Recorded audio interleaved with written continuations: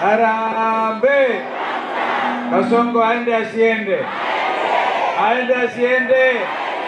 Kuna sababu hatuna sababu? Na vile wenzenu kutoka Makueni County waliungana na sisi kusema one term. Na kwa hivyo mimi nikisema Wiper pia nimefanya hii. Kwanza tuone Wiper. Wiper. Nikisema Mwashako sema Komboa Kenya, sio Mwashako. William Ruto. Kasongo. Asanteni. Unaona leo tuko na ndugu wengine, safari ni kuelekea mpaka Mombasa. Leo uongo, hawataki kudanganywa kila kuchao, wanataka watoto wao wasome hadi vyuo vikuu, wanataka vijana wapate ajira, wanaita women empowerment. Lakini tuwashukuru jana wengine wakipelekewa shilingi 500 kina mama mahali yeye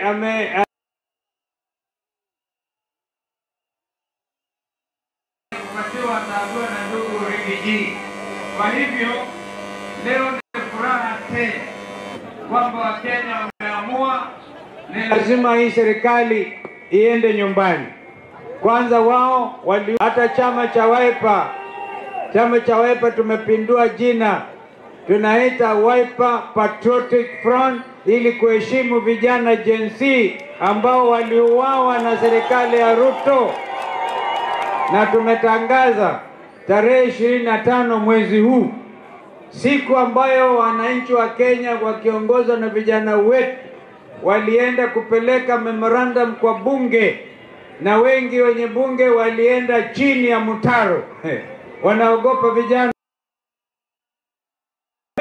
Na mjumbe wa Mwatate wao walipokea barua ya vijana, wengine walijificha. Kwa hivyo nasema ati wa Undanyi, mjumbe wa Undanyi, thank you so much. Mwashako mwenyewe sio? Mwashako hoye! Kwa hivyo watawasalimia.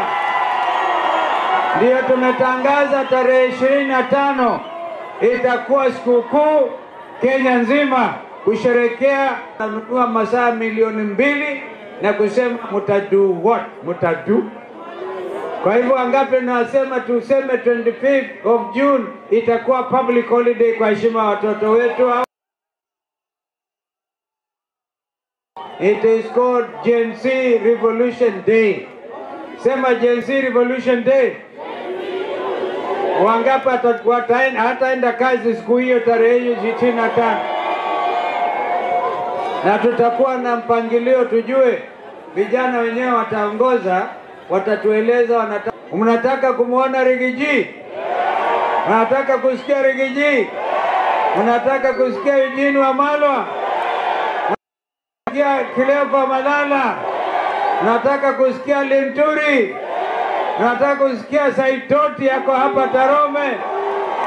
Asanteni. Wapi ndugu Rigiji?